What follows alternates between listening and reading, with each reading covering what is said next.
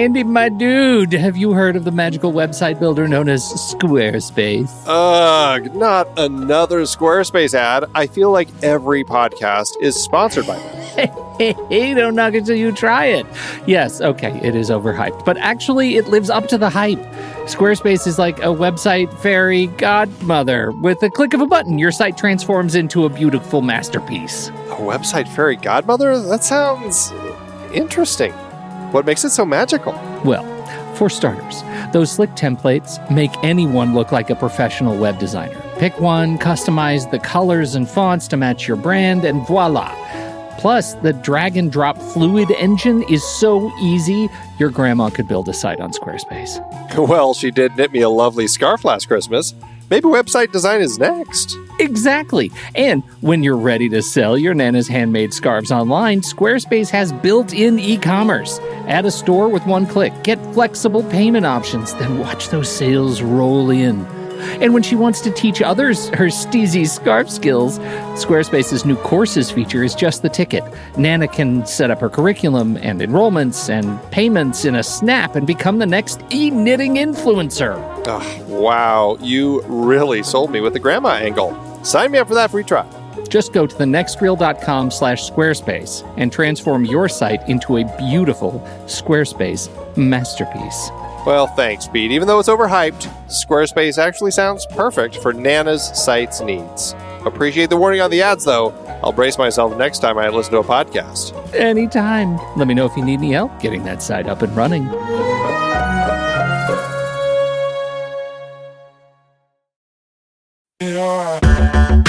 Andy, can you believe we've almost hit 700 episodes of The Next Reel?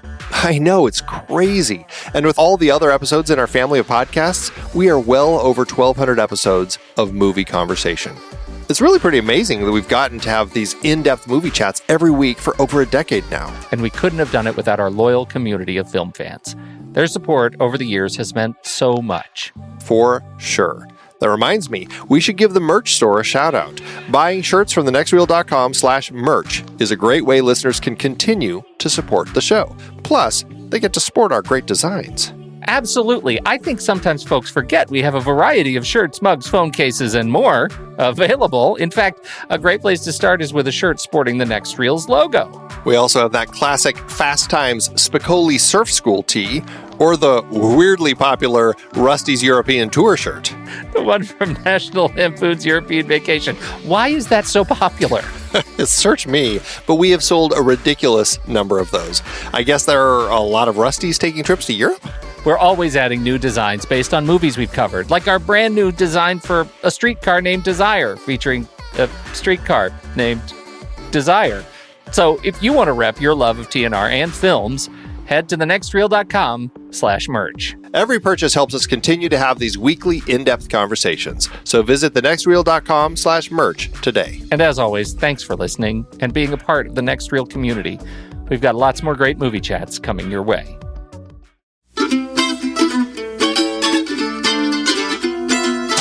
Welcome to the Next Reel Speakeasy on rashpixel.fm. I'm Andy Nelson, and that over there is Pete Wright. Hi, everybody. Here at the Next Reel Speakeasy, we invite a guest from the industry to join us, and instead of serving up their favorite cocktails, they serve up movies that they love so that we can all talk about them. Pete, I think tonight's guest has been a long time coming, wouldn't you say? This is unreal. We're going to have a very special guest. That's right, Pete. You are going to be talking with Andy Nelson. I'm going to be talking, I think the way you say that is, I'm talking to the Andes Nelson. Is it the Andes Nelson? I think it's the Andes Nelson. That's right. It's not just me. No, there are actually two of us here, and it's not a clone. It's going to probably get very confusing here in a little bit. Just so you know, Pete, according to IMDb, there are, I was counting again. I think it's closer to like 20 or so Andy Nelsons working in the film industry. I have the status of being number 8 on the list. I think it's kind of according to when you signed on and put yourself in there, except for people like who we're talking to. This is, of course, Andy Nelson number 1, the re-recording mixer, Andy Nelson. That is correct. I think we should start a series of all the Andy Nelsons. That should be in order. A whole podcast Our next in and of itself. This Week in Andy Nelsons. That's right. So Andy Nelson, he grew up in London, and pursuing his love of film, he started working as a projectionist at the local cinema at the age of 16. Already putting music to his 8mm films at home, which was a sure sign of things to come, he then started an apprenticeship in a local documentary film company, and he was eventually accepted into the BBC film department. By the late 70s, was in the mixing seat. The next stop was an independent studio in Soho, London, where Andy handled many music projects, his other great passion, and was introduced to the world of features when working with the late Ken Russell. And then in 1983, he moved to Shepperton Studios, working again with Ken, Nick Roeg, and Stanley Kubrick, to name a few. In 1987, he was offered the position of Director of Sound at Filmhouse in Toronto, and that year won a Genie Award for Dead Ringers and garnered his first Oscar nomination for Gorillas in the Mist. It wasn't long before he was lucky enough to be offered a position with Todd A.O. Studios.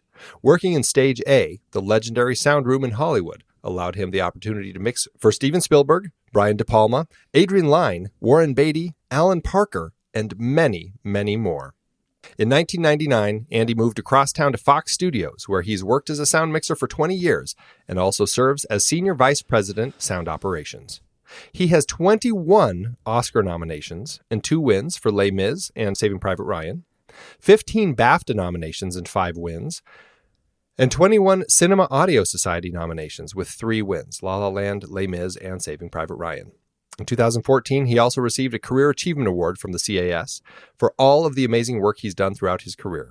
Needless to say, if you've seen any of the films Andy has mixed, you have heard awesome sound. Welcome to the show, Andy Nelson. Thank you very much. Happy to be here. This is positively mind-blowing, and I feel like we have to say why. Now, first of all, in the context of this show, we've been trying to get you in this particular seat for, I think, a couple of years at this point, it feels like.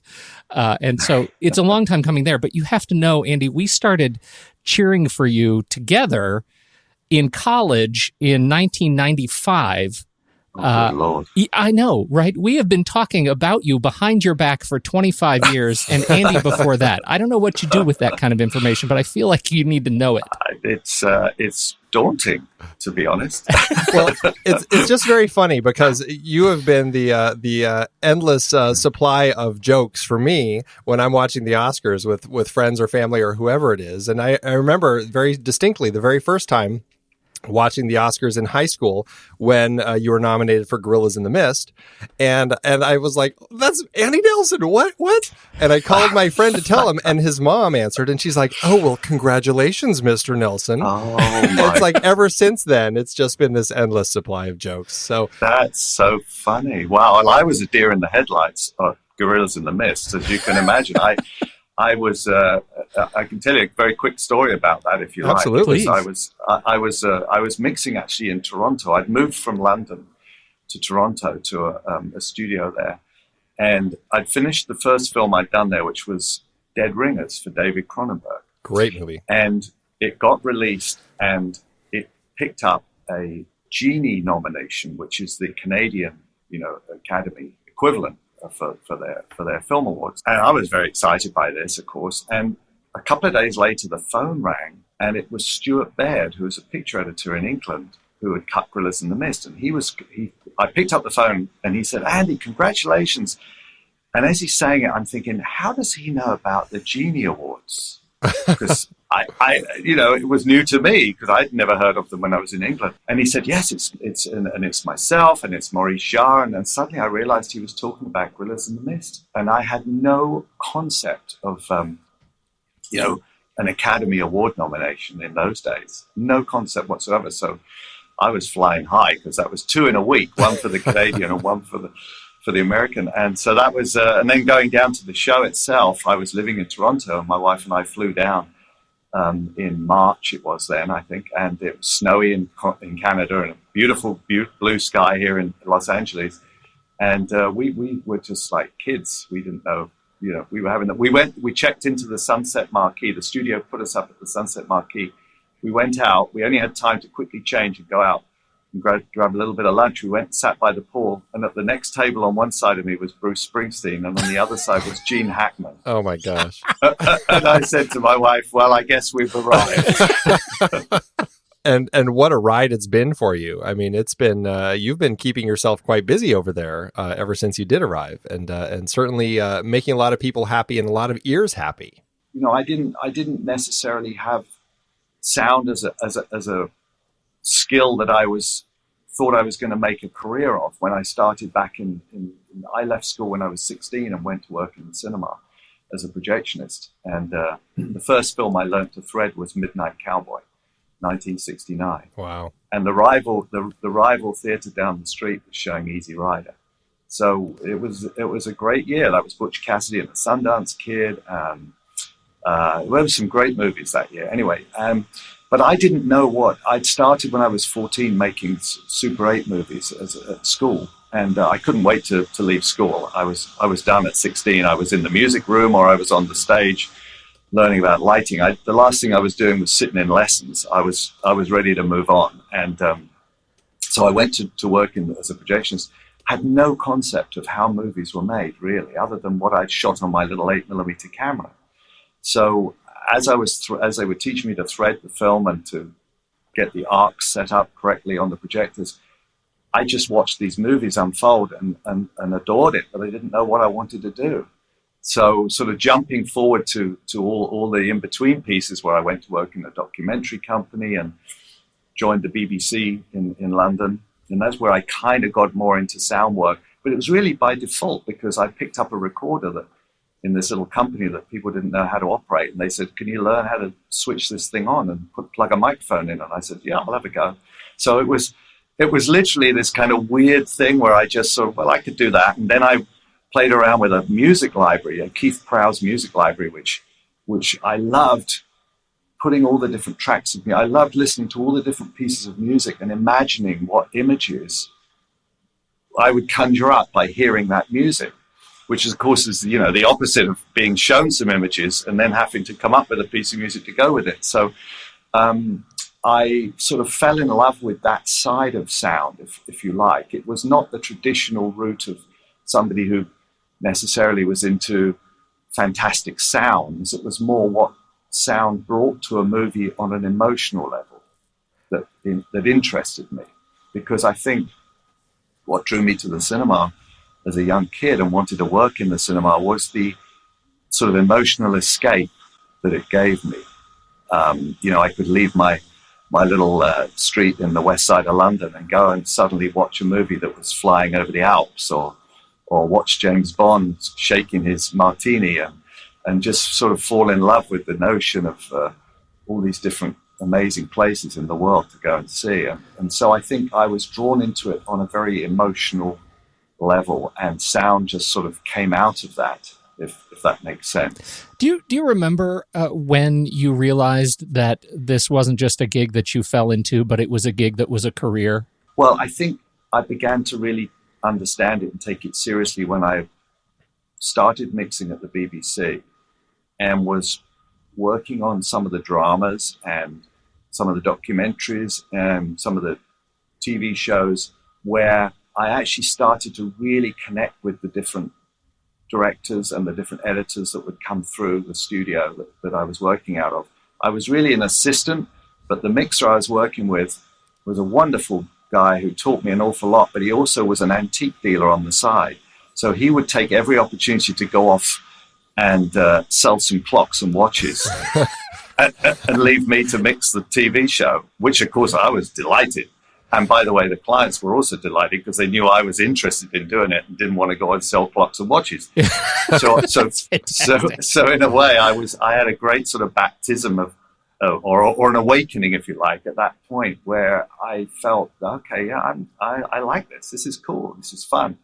I did a little bit of location work early on, and I didn't like that so much because I felt more comfortable when I was in a sort of a surrounding that was familiar, as opposed to standing out in the middle of a field holding a microphone or something. I actually preferred sitting at a mixing console. The very first time I ever went into a mixing room, which I had taken some music to go and be recorded, and I watched this guy sort of just sitting at this crazy console and destroying all the work I'd been preparing for the last 3 days.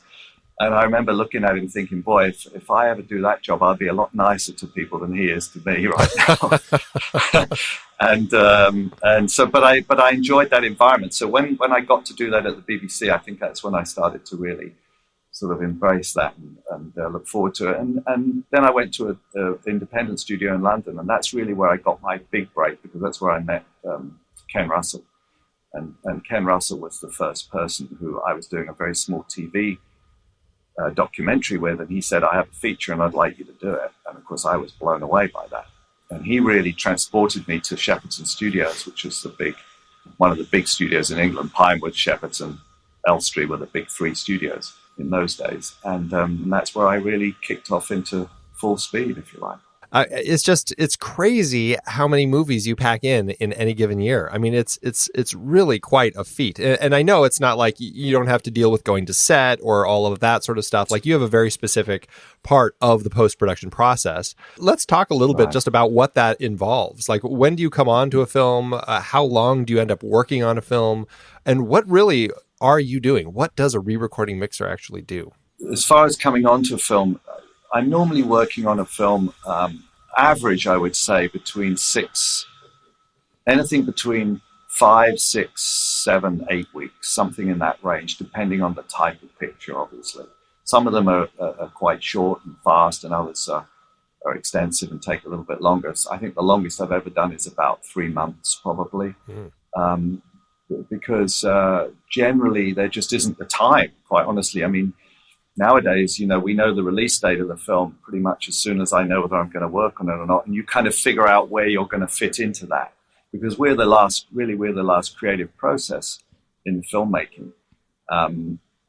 Simultaneous to us is the color timing, the DI work, but really we're the last sort of process before the release date. So you can look nowadays at a release date, back up roughly 4 to 5 weeks and say that's really where we've got to be done. And even if you get a schedule that says it's going to be earlier, 9 times out of 10 it slides around and falls into that later spot, because films are done very quickly these days, and the schedules are very tough. So and then as far as involvement goes, I love to be involved as early as possible, just because I want to get to know everybody. Now, if it's somebody like Steven Spielberg, who I'm just can't believe that I've just done the 18th. I think it's the 18th film with him. Holy cow! That's amazing. Yeah, I mean, now we have a shorthand already. So, but again, I as earliest I can see the film, the better. I'm not a fan of reading the script personally, just because. See, if a sound designer has to read the script, because they have to start preparing, literal sounds to go with the movie, whether it's science fiction or whether it's background sounds or whatever. But I don't have to do that, because I'm literally handling that material when it's been prepared. So I find reading a script doesn't necessarily help me very much. I'd much rather wait and see an early cut of the film, because to me that's my discovery process of what the film is. If I read a script, I start to place characters in my head. I start to imagining people playing those roles, and then when I see it, it may not be what I was thinking of. So in a way, I'd rather just come to it fresh. The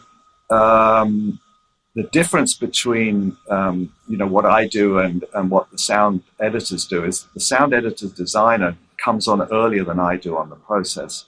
And again, they're the ones that would have to read the script and would have to start to understand, particularly if it's something that has to be created, something very special. And start to feed things to the cutting room and give them sounds to play with in the Avid as they're cutting the movie. Really, the earliest I get involved in it, in any form of actual physical work, is the very first time that they want to show it to an audience, because usually what they'll want to do at that point is take the soundtrack onto a mixing stage and spend 1, 2, 3, 4 days just to polish it up and get it into quick shape so that it will play in a regular movie theater in front of 300 or 400 people, and roughly balanced so that they'll hear the dialogue correctly. Now, obviously, at that point, you're dealing with temporary music, which is just pieces of music from libraries and soundtracks of other movies, usually, and fairly straightforward sound effects work that doesn't have a tremendous amount of time spent on it because there's just usually isn't the time. We need to get the thing out to preview fairly quickly. So that would be the first time that I would normally get involved. Now, quite often I'm in the middle of another movie at that time, so I can't do it. So what I'll do at the very least is try and get to the actual preview itself, if it's in Los Angeles, and I can get there in an evening and go and watch it. I always like to try and watch it with an audience, just because you experience it then through their eyes, and it helps me to understand if it's a comedy, where the laughs are landing and how we have to sort of handle the level of certain lines of dialogue, things like that.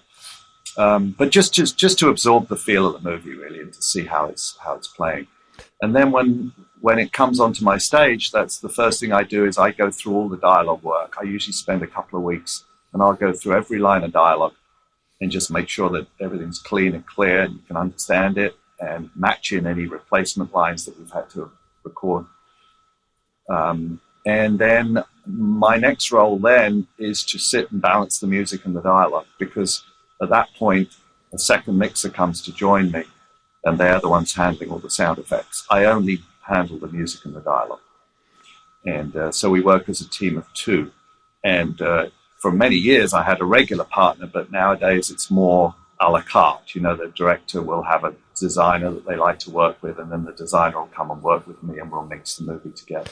So then you're doing the dialogue and the music, but obviously you two have to work pretty closely together, because if they're mixing the sound effects and you want to have the music come up in a certain place, but they have some big sound effects there, you guys have to somehow have conversations about how are we going to blend all of this together then, right? Absolutely. I think the way I normally work is that I start with the dialogue, because generally speaking, and there are a few directors that don't quite go down this road, but generally speaking, most people want the dialogue to be front and center through the movie. And so you start with that. That's my sort of foundation, if you like. I usually immediately, when I've done that for one reel, I'll take the music for that very reel and blend that into the dialogue. Again, these are just rough passes, but they're just to get a shape. It's like building blocks. I build the music. The reason I do that is that, unlike the sound effects, the music, you can't just drown out the music. There's a purpose for the music. It's either adding excitement, it's adding emotion, or it's counting the rhythm, it's giving you a pulse. There's all sorts of different reasons why there's a piece of music against some images. So I always look at it as, okay, if the composer has written this piece of music, there's a reason it starts where it starts, and there's a reason it ends where it ends. So let's lay that in. And then the next pass, we'll start to introduce the sound effects. It's not, I don't do it in that order to make the sound effects less important. It's just that it's for me, it's a more, it just gives me a roadmap. And usually the sound effects person that I'm working with feels exactly the same way. They need to know where the music is to know how we can start to blend. Now then, obviously we go through and we'll watch the scenes as we put them together. At that point, we either have the director with us, or sometimes they don't come. They'll want us to prepare it and just, run it for them when we feel we have a pass. So really, at that point, we have to have the discussion of, okay, what at this particular moment, if there's a very obvious sound effect that is telling the story. And again, what you're always looking for through this entire process is story points. Every single thing is about story. Everything we do in sound is to tell story. So if there's a conflict between the music and the sound effects, normally the very worst thing I can't even remember the last time I had to do this, but sometimes you just literally sort of turn everything off and you're just watching the story again. Just forget everything we've done. Let's just remind ourselves what the reason that this picture has been edited. It's been recorded, filmed, cut in a certain way to tell the story. What are we telling the story with best? Oh, okay, I get it. Those sound effects there are very, very important because they're key moments that for character. I'm going to have to underplay the music more so that we can get all those sounds through correctly. Or the opposite happens and you go, the music is providing the emotion, the sound effects don't have to dominate in this moment. So we kind of make those decisions as we go through. And often the director will be with us. And clearly then we have somebody who's going to be very vocal in the decision making. And that's great. I love it. I mean, I personally love having a strong director with me who's, you learn so much. I learn something every single day from every director I work with. How's Spielberg? I bet he's a bossy one. He is unbelievable. The man is so intuitive and so extraordinary. He's so laser sharp in picking things up that you sort of hit your forehead and go, oh my God, I can't believe I didn't see that moment or understand why we cut to that shot at that moment. And then he'll explain something that will become incredibly clear. I mean, what I love about Stephen is he's one of those that will let us do our pass and he'll come in and watch it. And it's so good because he doesn't obsess about any of the moments that are working, which a lot of people do. He'll go straight to the bits that aren't working and we'll go to work on those. And I love that about him. He's so intuitive in that way. When you reflect on your work, and I'll say specifically of Spielberg, but you're on Star Wars Episode 9 coming up, which is in pre-production now. When you are working with directors again, what is it that you find these directors are looking for in you? Right? What is your particular skill set that makes you the right fit for them and right for the movie? Wow, gosh, that's a tough one. Trust is very important, I think. Sort of confidence, but still a complete willingness to try anything and go in any direction. I guess an understanding of story and a willingness to tell it the best way we can, not to over dramatize the event. Maybe I don't know. It's hard to talk about why somebody would pick me. It's a hard topic for me to talk about, but I think it's just it's a comfort in the team that you kind of grow. And I think that a lot of the directors I've worked with, repeat directors like Alan Parker and Michael Mann, obviously, and it's that sense of just they don't have to get to know me. I think they know me already. So in a way, it's like check one thing off the list and just jump in. There are already so many people on a film that having one that you can trust and knock out early is probably pretty nice. I think that's a big part of it. Yeah, I mean, I did a lot of films for Jeffrey Katzenberg when he was running DreamWorks Animation. I did 13, 14 of those movies, and he would just come in at the very final playback. And I know for a fact that he just had a complete trust in me, and that was the thing. And every film was a different director or a different editor, but it didn't matter. He was him. He was the final say of the studio, and he used to say to them, "Just let Andy have his pass, and then we'll kind of get in and we'll do our little work and we'll be done." And it's just a sense that I was going to get it to a point that he was comfortable with quickly and reliably, I guess. Yeah. With all you've worked on such a variety of projects. Do you have any genres that you feel like, oh, I really enjoy working on this particular type of genre? Anything like that stands out to you? Well, I do really love the musicals that I've worked on. And I think that's just because I'm a music lover. And that's kind of, as I said to you at the beginning, it's kind of what drew me in many ways to this business was that sort of love of music and music and images. So put that into a musical and I'm usually in heaven. So when I did La La Land, for instance, Damien Chazelle came to see me. I was actually in the middle of the last Star Wars at the time. And he came to see me because of the work I'd done on Les Miserables, which was all live vocals. Yeah, and right. That was a tremendous film to work on for that reason alone. It broke ground in many ways. It was literally sung live from top to bottom, apart from the very first shot in the movie. Right. Yeah. And had never been done before. So he came to see me and talked about La La Land, which I was very excited as soon as he told me about the film. And I think I get more excited about those types of pictures than anything. Yeah, just because great music and images are phenomenal together. Oh, those are good ones. Yeah, I mean, they're my genre. And remember, I'm not a sound effects mixer, therefore if I said to you a big action movie, it would be a bit strange because it's not what I physically do. Right. But I am a big part of it. So, I mean, not to say I don't enjoy those. We have a great time. I mean, Star Wars and those. I mean, you see, I don't look at Star Wars as a sound effect. I still think of it as a music film because anything with John Williams involved is automatically a musical as far as I'm concerned.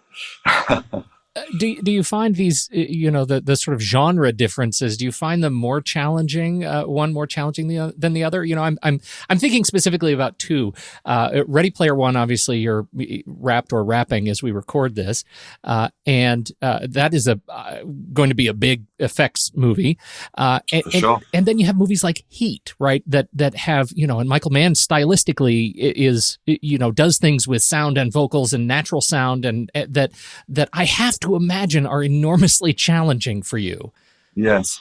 Yeah, they are very much so. And Michael, just because of the style of the way he works, which is he has a very specific way that he works, a little bit like Christopher Nolan, actually, I haven't worked with Christopher, but I know the people who work with him, where he'll build a track and we'll just sort of keep that track and keep expanding it through the whole process. You don't sort of start again. You just build and build and build on the same thing. Michael's very much like that, which is a very interesting way of working. It's hard because as the film gets recut, it's very hard to keep the continuity of sound work that goes with that. But that is his style, and it's very demanding. Ready Player One, yeah, big. I'm very excited by it, actually. We're literally wrapping it up now and checking prints and things, and it's phenomenal. It's a lot of fun. Alan Silvestri actually did the music on that, which was the departure, mainly because John Williams had been doing the post, and the two were so tightly fitted together that it was never going to work without having somebody else. And John was very supportive of Alan Silvestri on that film, and Alan did a fabulous job. Again, a lot of great music in the film, but a lot of fantastic sound design by Gary Rydstrom, and beautiful, really, really a lot of fun. But yeah, I think for me, the difference is, see, the thing about the different genres is it keeps me fresh all the time. I would hate to do the same thing over and over. And I love going from a big giant film to a very small sort of Fox Searchlight, something just very special. And then when I can get my hands on those, I love them because they kind of, equalize the pressure a little bit and give me a different perspective, which I like a lot. Over all the films that you've done, do you find it easy at all to, if I were to ask you, which ones are you most proud of? Is that something that's easy to ask, or is it like, they're all my babies? Or do you even, you've got, my goodness, man, you've got 223 credits. Do you even remember them all? Well, I have trouble with some of them, I have to be honest, but most of them I remember. That should be the game. I'm going to read a list of movies. You tell me the ones you didn't work on, and we'll see what you pass or fail.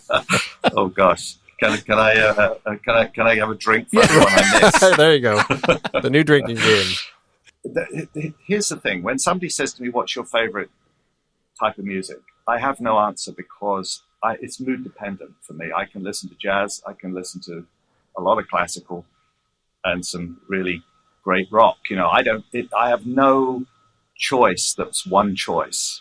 And I feel the same way about film, which is that they all occupy different places in my heart. And I think, I know that one that really resonated and hung with me for a long, long time was when I did Schindler's List.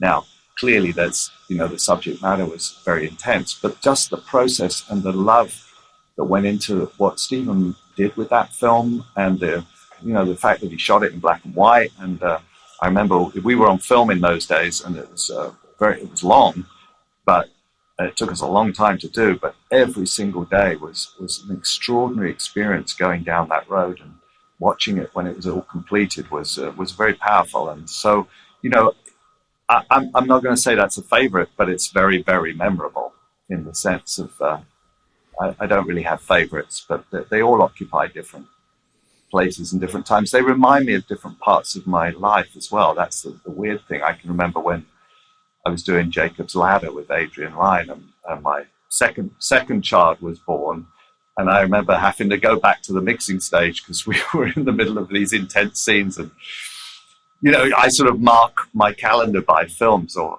over the years in odd ways like that. I think that's probably the way with everyone, and working. It's just like those are the things that stick out. Oh yeah, my kid, learned to ride his bike while I was working on that project because I wasn't there or whatever it may be. Just all those Exactly. all those This is strange little Andy's things. sadness. It's true, and you miss a lot of I've missed a lot of family events when my kids were younger, for sure. When I was really working on my career and building it, and not wanting to sort of say no to anybody. I'm a little bit happier to say no now. Yeah. But in those days, I was very anxious not to. So I think, I missed a lot of family events for sure. One of the, I want to step back a little bit to the technology. One of the things that has just, opened my ears in the last couple of years is being able to drive about, 50 minutes from my house to the only Atmos equipped theater in our area. Atmos is, I would see an Atmos movie long before I would see a film, a 3D film or a super, seat shaking film. I just love it. I wonder if you could give us your sense on Atmos and what the process looks like. Where does that enter into where you are working, mixing in the just incredible 700 channels all around? Or Yes, it does, absolutely. No, we equip this. I'm based at Fox here in Beverly Hills, and we have fabulous sounding rooms that we opened 20 years ago now. We upgraded them all to Atmos a few years back here, and I love utilizing it. My only fear, as always, is I want to make sure that we don't sacrifice the bulk of the audience. The problem with Atmos is simply that it isn't in enough places yet. That's it. If it were in more places, I think we would all feel much happier because I think we all enjoy working in it. But what we're constantly trying to do is reference back to a regular 5:1 mix just to make sure that we're not being too elitist with it. how does that work then? So you do the 5:1 mix and finish the film, and then you sort of, for lack of a better word, up-res it, or you're sort of going down? No, we go down. In the very beginning, we did that. We did up mix it because we didn't have. It was very new, and it had to go to actually in those days over to a different room, over to one of the Dolby rooms, and then spend another week or so. And it's expensive, and honestly, not very good because you've kind of mixed the movie, and now you're having another go at it in some ways. Often without the director really having much time to be involved. So the way we do them now, and we've certainly done quite a lot like this, is we will start in Atmos. In other words, start with the biggest version of the movie, and then pare down to the smallest version. But what we try and do is constantly reference what the smaller version will sound like, so that we're not really having to, we're making sure that we're covering all the audience everywhere by being mindful of that. When going back to the Jeffrey Katzenberg, some of the animation films, the last few I did were actually in Atmos, but he would say, we're going to mix it in Atmos because we need that release format. But we'll really pay attention to the 5:1, which is really what 90% of the audience are going to see or hear, and we still do that now to a degree. I mean, with Ready Player One, we mixed in Atmos, and we were Gary and I would constantly just check things out, make sure they were still sounding great in 5:1, and they were. So, you just got to be a bit mindful of that, I think. That's all. Well, I'm very excited for the Atmos release of Ready Player One in particular. That's what I'm going to make the drive for. Will it be worth it, please? I hope. Absolutely. Okay. I yes, it absolutely will. Well, I mean, the thing about Atmos, listen, I did La La Land in Atmos. And the reason I did it was, there were no big giant effect sequences in La La Land. But the difference in just the sonic quality of the music is phenomenal because the full range surround system, which you only have in Atmos, really makes the music sing. And I always mix a little bit wider. I usually spread the music just a little bit wider in Atmos. And so you just get a sense of this sort of, the screen feels bigger all of a sudden, There are these the release of, Logan, for example, that came out in black and white. They have these black and white things. La La Land has such a classical sort of aesthetic to it. I almost feel like you should down-res it to just stereo and black and white, and maybe add some grain to it. That's the perfect view of La La Land. I'm sorry, Andy. Well, we started La La Land. It started as an old-fashioned title, if you remember. Yeah. We kind of started in mono. Yes. And then we opened it out into stereo. We did the reverse of what you're saying. That's the spirit. No, Atmos has been really a fantastic treat, and I find that its moments, and I don't remember which of the Apes movies. I think it was Dawn of the Planet of the Apes, where there's a scene where they go into like a rainy, or it's just kind of the forest, and there's rain coming down, and I just remember like looking up, like I felt like there was rain coming down, like the way that the sound played in the theater was just like, it was mind blowing to me, and it was just it wasn't like big explosions and spaceships flying across the sky or anything. It was just rain, and I'm like, this is really mind blowing. What's happening right now? I remember that sequence well, and we were having a lot of fun with that rain. But here's the thing: I tell you what's interesting about Atmos is that it is more effective in the quieter scenes, actually, because Sure. once you start to fill a room with a lot of sound, you lose sort of directional sense in a way. You're just filling the room with a lot of level. But when you go into the very quiet moments, and then you place something right above your head or to one side, it's so much more effective. There's a couple of trailers that Atmos have that Gary Rydstrom did, one of them, which is a little leaf that blows around the auditorium. Yeah, Right, yeah. Right? And he designed the sound for that and mixed it. And that is the most effective use, I think, because there's a loud trailer that sounds amazing, but it doesn't have anything like the charm of that leaf blowing quietly around the room, which really tells you everything about the sound system that you're sort of experiencing. Well, and to your point about, I remember my experience at it was one of the last, maybe it was the last Star Wars movie I saw in Atmos. It was when the fanfare opens up, and I was sitting in one of the adult sections. I was drinking a beer and doing my thing, and so the rest of the theater I couldn't see down below my feet. And I remember thinking, how do they do that? That feels like a live orchestra is sitting right down below me, and they have placed it so perfectly. I feel like I could look over there and spit on a cellist. It was amazing. Well, that opening is like, you're talking about the very opening fanfare, right? Yeah. No, I when I did Force Awakens, it was actually quite funny because both J.J. Abrams, who I adore, and the producer Brian Burt were both, every time I would play it, they'd say, "Can we just turn it up just one more tiny bit, just tiny bit?" And I'd say, "Okay, we'll just come over." And then we got it to a point when it was just like bang, it just came in like that. And then everyone was just thumbs up and excited. And then one of them turned to me and said, "Any chance it can go up just a tiny bit?" I said, "No, you're insane. We're done. It's as loud as it can be." And I actually had people comment to me afterwards about, "Boy, you hit that first note really hard on that film." But it was like the orchestra was in the room. It just flew out the screen at you, didn't it? Oh, it's just stunning. Everybody in the audience, blood is coming out of their ears, but they're cheering and crying, man. So you win. So it's all good. You're absolutely right. And in fact, it's funny you say that, because I was worried that I had pushed it a little bit too much. And I went to the premiere on the cast and crew. And of course, as soon as the logo came up, everyone started roaring, and you could even barely hear the fanfare. So I thought, I don't know why I was worried. Right. It's Star Wars. Yeah, you don't need to worry about It's that. Star Wars. Everyone's cheering. Well, I suppose we should jump into this movie that we're here to talk about. We invited you to join us to talk about one of your favorite movies, and you picked a really magical little film from 1983 that Bill Forsyth wrote and directed called Local Hero. I love that film. It's my go-to film. When I left the BBC early 80s, and I went to this studio in Soho in London, which was my first sort of break really into that world. Freelance TV, small movies.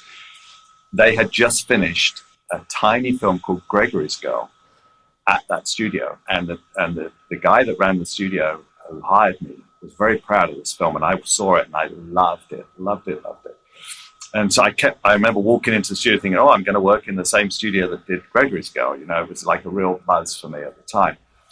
Now jump forward to when I am in Toronto and I get a call and it's from Bill Forsyth, and he has a film that he wants me to mix in Toronto, can you believe? And they flew over. He and the editor flew over, and I did this film for him. It was not the greatest of movies, I have to say. It was called Breaking In with Burt Reynolds. But working with Bill at the time was an absolute delight. I mean, he was such a sweetheart. And I told him then how much I had loved Local Hero, which I didn't obviously get to work on. That was done at Elstree Studios in London. But how much it meant to me, because he had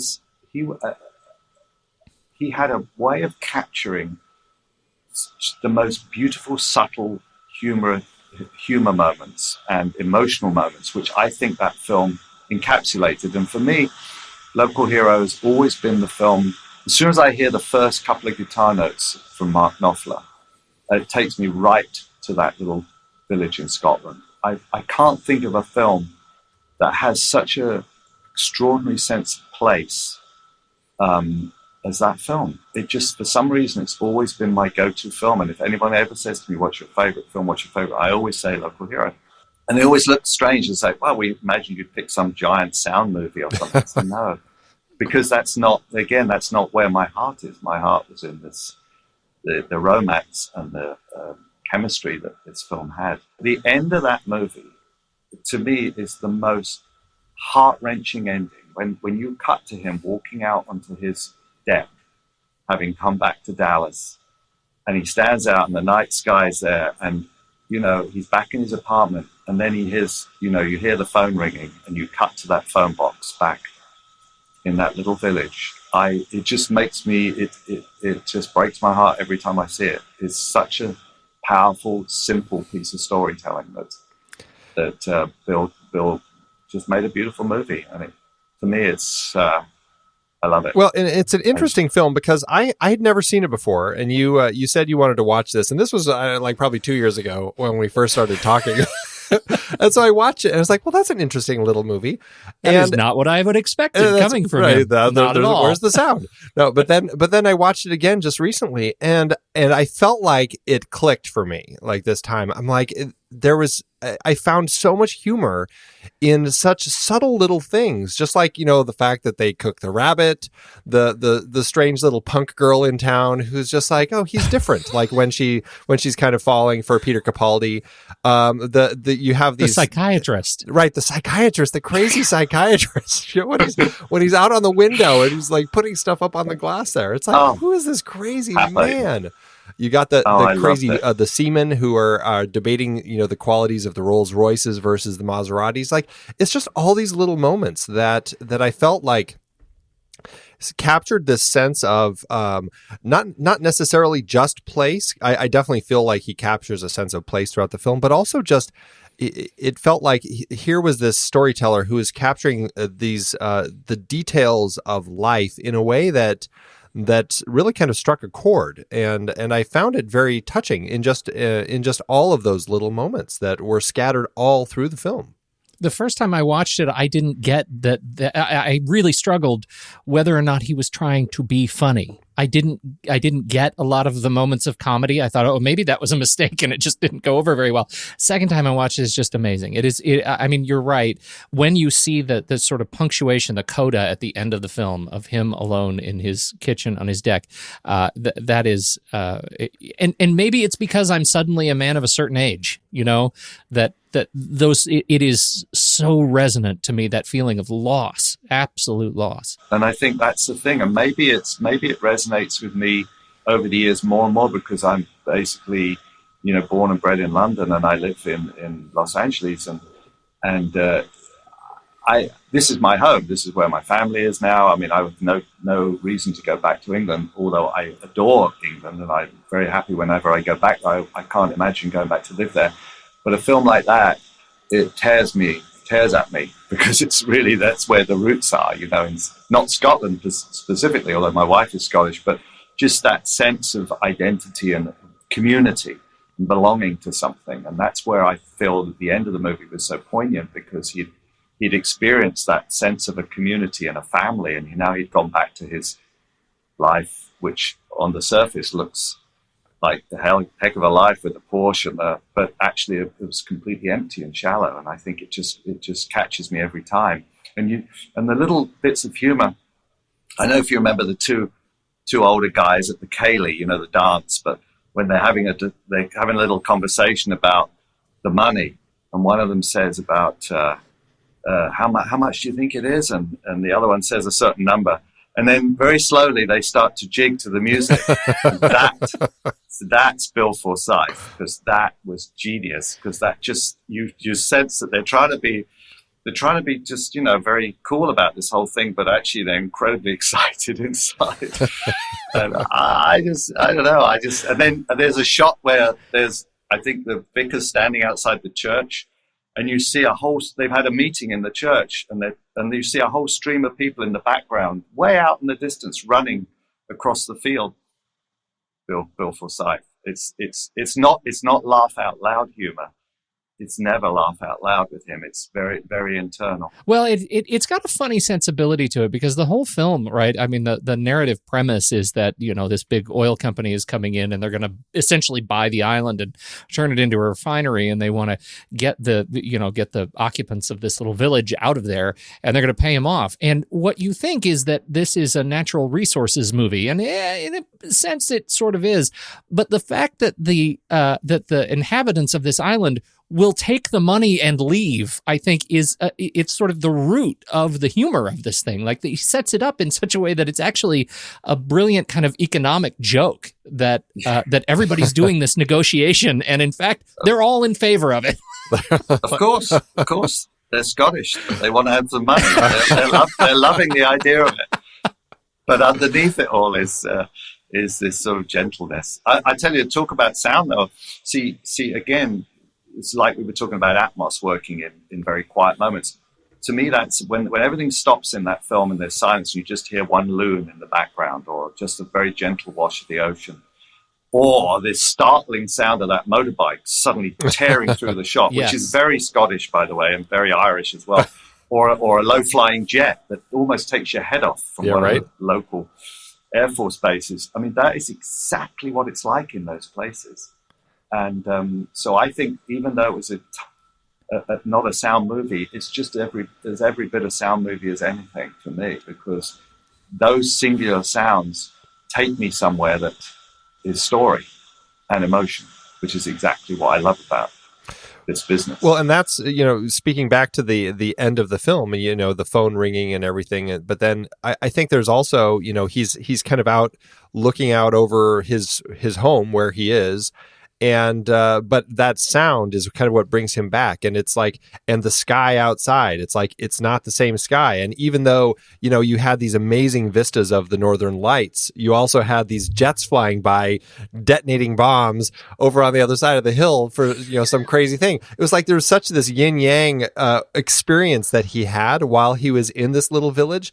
But all of those things, whether it was the jets or the Northern Lights or whatever, all of those things made up that magical experience that he had, and it created that kind of world for him that all of a sudden he's fallen for and has left. He's kind of left because of his job, but now he's like, that's all of a sudden where his heart is, and it really is. It's poignant and it's touching, and it is those moments, the physical things or the visual things or the oral things that connect you to a place. And I found that really magical about the movie. Well, that's it. That's me too. That's exactly it. That's why I'm drawn back to it all the time. It's the simplicity of it and the economy of the use of things that just works, just connects.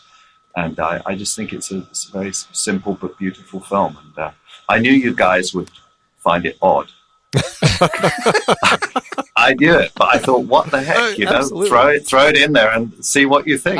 It's a real gift, and frankly, I don't expect the sort of nuanced performance that we get out of Peter Riegert, who is generally, I know, as being sort of hard edged, and he starts that way, but I really feel for him by the end, mostly because he has to leave, Dennis Lawson, who, Wedge Antilles, come on, I want that guy to be my best friend. Like, I want wanted to chill with Urquhart. He was fantastic. Yes, absolutely. And again, to Andy's point, this sort of yin and yang of their relationship, I really saw such an interesting balance where this sense of sort of anxiety on Reichert's part, and Lawson comes in with this just consummate, just sort of meditative mindfulness that everything will be fine. We will be fine. I'm soft-spoken and gentle, and we'll figure it out. And I found it just a fantastic pairing on screen. Oh, well, that's good. Oh, I'm glad you enjoyed it. Very much. Glad, yeah. Very Well, much. yeah, no, I as I say, it holds a special place for me. It is one of those films, though, that I feel like it warrants more than one viewing. Because, like I said, the first viewing, I was like, well, that was a peculiar little film. But it's taking it in more than once. And I think there are films out there. I mean, my favorite film is Brazil. That's just, for me, just a masterpiece of a film. I love watching what Terry Gilliam is doing there.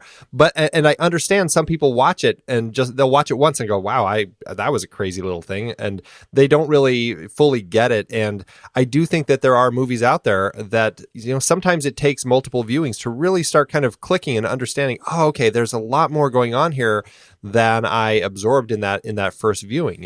I think it sometimes can take some time sitting with something. Oh, but don't you think that applies to art and music in general? Because I mean, I've fallen in love with pieces of music that initially I wasn't sure about, and over a period of time, it finds a place in me that I will never forget. And pieces of artwork do that as well. Oh, absolutely. Where you can look at something and walk away and come back again and look at it again, and then after about the fifth time, you start to really see something very special. And I think that to me is the making of anything that's really wonderfully creative with an emotional connection. I love Burt Lancaster in this movie, and I would love to get your sense of what his character is trying to say. I have a connection with him. Maybe it's because one of my favorite films is Network, the Patty Chayefsky film, and I think that movie has such a message around the sort of corporatization, industrialization of media. And in this case, we have an example of an executive, a corporate executive, and he's saying something. I mean, here's a guy who is into the phases of the moon and watching the sky and looking for signs and all of these things. What's your take on Lancaster's character? I think he's misplaced in the corporate world. I think he's got there through all the devices of his career, but that's not where his heart is. And I think he just runs a company, but has been yearning for a part of his life to come to him in a different form. And I think that this opportunity, when he sees the opportunity of going over there and actually meeting the people and understanding what's going on, it's that part of him that he's missing in his day-to-day life, if you like. I mean, that's the thing. I think the whole psychiatrist thing is just a wonderful sort of decoy almost, because I mean that's just pure out and out humor. But I think he's just an executive who's got a lot more to offer. Well, it's such a wonderful vessel using Riegert to actually live out his own dreams, and yeah. I think that's such a great. He's jealous that he's jealous that he's gone there. Yeah. And that's why he wants to connect with him all the time. And in the end, he can't hold back anymore. He's got to get out there himself. Well, and he does seem like, had his life been different and had he been living here, he would have been that old man living in the shack on the beach with no door, right? Absolutely. Absolutely. Yeah, just living in harmony with the ocean and the beach. And counting grains of sand, whatever. Absolutely. So now, here's a question. So Jenny Seagrove's in it. She plays Marina, and she has webbed feet. What's your thought of the webbed feet? I mean, I have my own thoughts, but what do you think of that little surprise that surprises Peter Capaldi quite a bit? Little Shape of Water going on there, right? Exactly. I don't know. Do you think she's got webbed feet, or do you think that's what he's seeing? I've never really come to terms with whether that's real or whether that's in his mind. Wow, I never thought of that. Yeah, that's an interesting perspective because looking at this film, I was like, there's this magical realism about it, but it's almost like without the magical side of it. It's not like we're seeing. It's not like what's that fantastic film, The Secret of Rowan Inish or something, where all of a sudden Selkies are appearing, right? Yeah. This has a little hints of that, but it never really goes into it completely. Never goes there. And so because I feel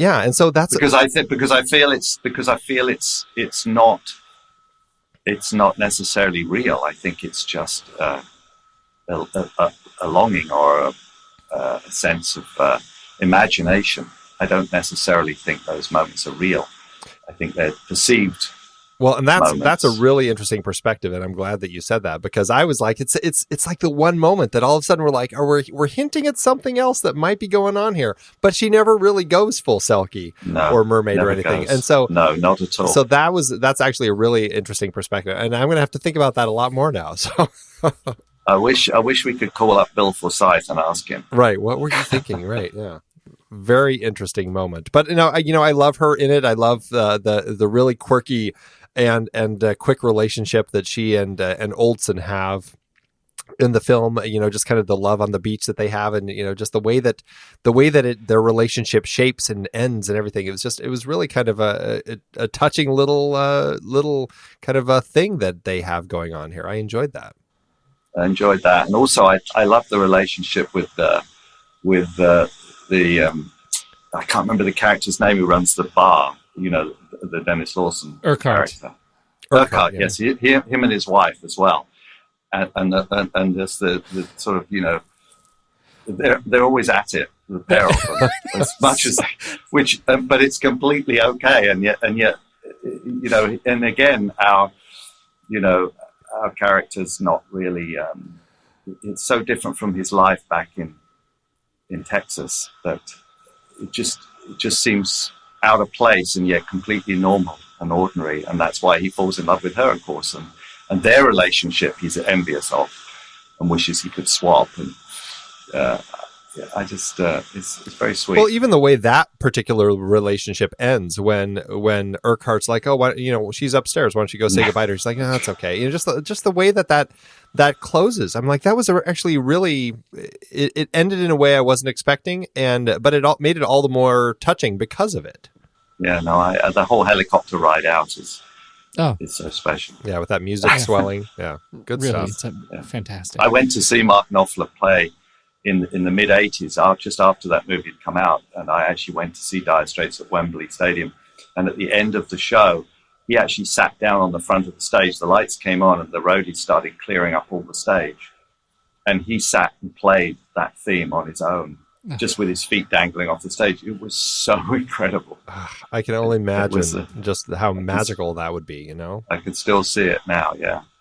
And this was his first film score that he did, which, I'm glad he started somewhere, because that gave us The Princess Bride eventually. It's some great music that he's given to some films. So I wish he'd do some more. I think he's so talented. Love listening to his music. This was a film that it was quite popular. The BAFTAs, it had 7 nominations. Bill Forsyth did win for Best Direction, and then the other 6 it was nominated, but it lost. Best Cinematography lost to Fanny and Alexander, Sven Nykvist. Best Editing lost to Flashdance. Best Film lost to Educating Rita. Best Original Screenplay lost to The King of Comedy. Best Score lost to Merry Christmas, Mr. Lawrence. And Best Supporting Actor, Burt Lancaster, he lost to Denham Elliott for Trading Places. So there's some in there that I would say I could agree with, and some I'm like, like Burt Lancaster or Denham Elliott. I'm like, oh boy, I would have picked Burt Lancaster over. I love Denham Elliott. His part in Trading Places, it was pretty funny, but definitely Burt Lancaster for me would have been the choice. And shame about the score as well, because I think the score has lived on. Truly. Tremendously. Yeah, and I haven't seen Merry Christmas, Mr. Lawrence, so. I don't even know who the composer was. I think it was Ryuichi Sakamoto. Bill did win Best Screenplay at the National Society of Film Critics and at the New York Film Critics Circle. So, I think there were people that were recognizing that there's something with this film that made it stand out a little bit, because it has something special going on here. I think it's like a fine wine. I think it ages beautifully. Well, and there are 2 brilliant elements of trivia that you just have to know. The first is simply that asteroid 7345 Happer is actually named after Lancaster's character, and it was Lancaster's wish to have a comet named after him. But the other is actually sign that you're in great company. This movie is not just your favorite film. Oh, yeah. It is also Al Gore's favorite movie. Oh, good Lord. There you go. Wow. Wow. I don't know what kind of response I expected, but that wasn't it. No, I'm not. I wasn't expecting that name for some reason, but hey, you know what? I'll take it. It was all good company. I shook his hand at the Oscars. Did you? Oh, Yes. How about that? Very good I company. did. I got to meet him a few years back. Well, now you have something new to talk to him about when you see him again. If I ever see him again. Andy, would you please run through the numbers, sir? How did it do at the box office? Well, Bill Forsyth had a budget of £3 million, or just under $4.5 million when you convert it to the US dollar. And that is about $10.7 million in today's dollars. The movie premiered here in the States on February 18th, 1983, opposite everybody's favorite, The Sting 2, The Lords of Discipline, and Lovesick. It was a limited release, though, and had a slow rollout, not really hitting its stride until about week 10, when it finally was pushed back into nearly 200 theaters. The movie was never a big hit, but it did find its audience, making $5.9 million in the U.S., which is $14.2 in today's dollars. I couldn't find any international figures, but I know it released in theaters around the world. Regardless, Forsyth's small charmer made its money back and landed with an adjusted profit per finished minute of $31,678. Made some money. It did make I some like money. hearing that. It did make some money. I'm glad to hear that as well. All right. Now we get to the fun and games portion of our show, which I hope you will permit us. Of course. This is there's a website called flickchart.com, which allows us to prepare a sort of stack ranking of all of the movies that we have talked about on this show. And our general method here is Andy will go through, usually it's about 7 to 10 pairings, give or take a few, and it will pair this movie with another movie that's somewhere on our list that we've already ranked. And so over the course of these rankings, we'll just pick our favorite, and eventually Local Hero will land somewhere on our list. Okay. If there's a movie that you haven't seen, then Andy and I will duke it out. All right. Okay? All right, Andy, where do we start? So first up, we have a Speakeasy battle. This is another film we talked about. It is Local Hero or Fat City. A little John Huston action going on there. Local Hero or Fat City? Yeah, I'm I'm going going to give this one to Local Hero. Definitely. Next up, this is just a fun one to throw at you. Local Hero or Live Free or Die Hard. Local Hero. Oh, That is a tough one for me. How would you even rank that? It is. We call that a Flickchart hate crime because Flickchart has no sense of genre or period or tone. Really? It just anything. you It's are tough. alone on a desert island, and all you have is a TV and 2 DVDs. Which one are you going to put on first? Well, I'm going to put Local Hero on first. Oh dear, I think I'm a Live Free or Die Hard guy. yeah, I'm going with Live Free or Die Hard. I just I love that film so much. But it's a principled loss though. It is very All right, much. Okay. what's next? Next up, we have Local Hero or The Wind Rises. A little Hayao animated Miyazaki. treat from Miyazaki. Oh, I'm going to be Local Hero on this one. Local Hero for me. I like The Wind Rises, actually. Really? Look at that. Yeah. Well, we're both going with Local Hero, so it takes it. Okay. Good. I'm good with that as I'm well. sure you're fine. Well, that puts Local Hero at 129 on our chart. So there you go. It did pretty well for itself. Yeah. That's a good place for it. Have you this movie? I couldn't watch this movie and not bring up The Dish. Have you seen The Dish, Andy? Australian film. No, I haven't. It is the story of it's a very similar sort of vibe. It's the story of the moon landing and NASA's partnership with this very tiny little village in very rural Australia. And it's the tale of this village kind of coming together to help NASA communicate with the moon when the Earth was on the Australian side of the moon. And it's a fascinating little story. I highly recommend it. I don't know. I don't know, Andy, other Andy, if you had the same sort of parallel, but I watched this movie and I thought that sort of same sense of humor, this would be a great double feature. Yeah, it's a really great little film that's, it is just about this little community coming together for this big thing that's bigger than them. It's a really sweet little movie. But yeah, that's a great pairing. I do have to ask one last question to you, Andy, before we end this. So, Local Hero. So, the title of the film. What's your take on the title of this film? Who is this local hero? Is it Burt Lancaster? I've never thought about what that would mean. I don't think it's any one person. No, I think it's the place. I don't think it's a human.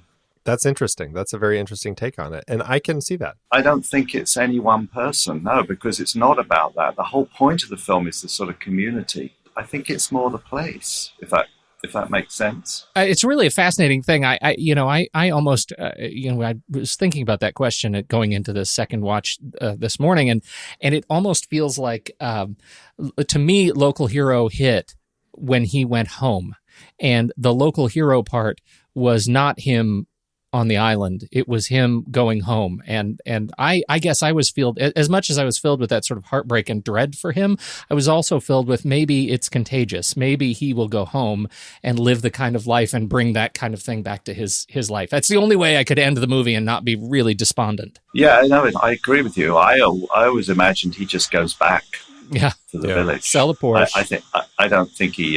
I think he's done with that life. Well, and it's a bit of an ironic title, and that's how I took it too, because it's like here he is, this guy from this company coming in to get the company the deal that they need so that they can build their new big oil rig and everything, and all of the people at his office probably say, oh yeah, he's the local hero, he's the one who sweeps in and takes care of all this for us and closes the deal. He's the deal closer. I'm a telex man, and it's like and here he is, he's this in this particular case, this local hero who, didn't necessarily close the deal, but it's not his fault. It's the owner's fault. And I think there is a little irony in the title that, in a way, through this whole process, he kind of did end up saving the village, which was this magical place that really nobody should have been leaving. Yes. Yeah. No, it could be. I've just never thought of it as I only see his character as just one small part of the bigger picture. That's the thing. So maybe that's why I've never really associated the title with him as much as just the sense of place. But I'd love to know. I'm going to call Bill. Yeah, get him on the line. Get him on the line for us. Well, this has been fantastic. Thank you so much, Andy. Oh, you're very welcome. Very welcome. It's nice to talk to you. It's great having you on and just getting to chat about this movie with you, something that you're passionate about. Not just the film, but also just sound in general, and just the idea of the world of sound, the sound mixing and finding the right way to tell the story, and how important the story is in the sound. I think that's all such a valuable lesson, just like how story really is the crux of all of these departments. Everybody who's working to tell the story of the film, it all still comes down to story, whether it's the cameraman or the re-recording mixer, whoever it is. That's really the heart of the job. And I just love that. And talking about a film that I think is so full of heart. So absolutely. Thank you so much. Oh, you're very welcome. Thank you for inviting me. And we'll talk again in another, 20, 30 years, whatever you feel like. We better start trying to get on your calendar now, though. Right. Well, sorry about that. No worries. Are you online at all? Do you have a place where people track you? Like, are you on Twitter or Instagram or anything like that? No, I don't have any social media or anything. So people can just keep up with you as far as what you're working on over on IMDb, so they can see all the different projects you're doing. It's just IMDb. Perfect. Yeah. Perfect. That's refreshing. No, that's I'm not on social media. No, I'm a little old-fashioned like that. I just, it always shocks me. I went to, I think it was when we were at La La Land last year at the Oscars, and there was some people in the bleachers as we were walking down the red carpet, and somebody tapped me on the shoulder and said, "They're calling out for you." And I turned around, there was this whole group of people. Andy, we love your work. And I was so embarrassed. And I said to my wife, I can't imagine why anybody would have any idea what we do below the line, But they do. People do follow you. They do watch out and pay attention to things. So it's kind of flattering, it's a little weird, but it's flattering. But no, I don't have anything that people follow like that. Well, as sound nerds, count us among those who follow you below the line. Thank you. Absolutely. I'll wave back at you. There you go. Well, thank you again so much for joining us over the Next Reel Speakeasy, Andy. It was just an absolute pleasure to have you on the show. Thank you both. And a big thanks to Haley for helping us get this sorted out on our schedules, as well as Derek for getting all the tech side sorted out. And for those of you out there, we hope you enjoyed the show. Head on over to thenextreel.com where you can find all the places on social media where you can follow us. And we invite you to support us over on patreon.com/thenextreel. And don't forget to head on over to Apple Podcasts and leave us a rating and comment. It really does help more people find us. Thanks again for tuning in. And until next time, keep watching the skies.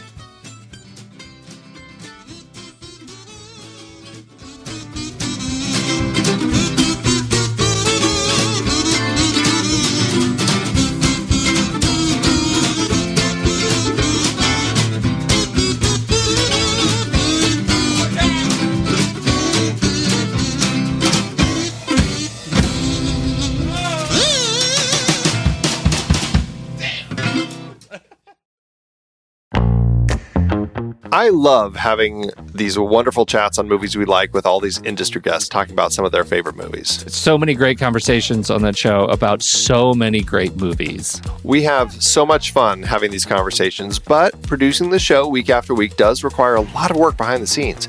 If you'd like to help support our efforts, one easy way is by using our Originals page when shopping for books and movies that we've covered. Your purchases made through our links give us a small commission at no extra cost to you and allow us to keep having these incredible conversations.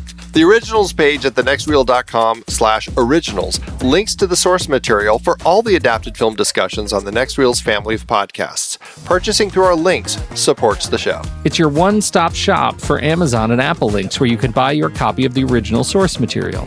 Original material for movies we like, movies like Casino Royale, The Silent Partner, Never Let Me Go, Silver Linings Playbook, There Will Be Blood, based on Upton Sinclair's Oil. I believe it's Oil! Oh yeah, I forgot the exclamation point. Plus, by using those links to buy your next read, Apple and Amazon show us a little bit of love, which allows you to support our family of shows with minimal effort. thenextreel.com/originals. It's a great way to support the show and find your next page turner. That's right. Head over to thenextreel.com/originals to pick out your next read and dig in today.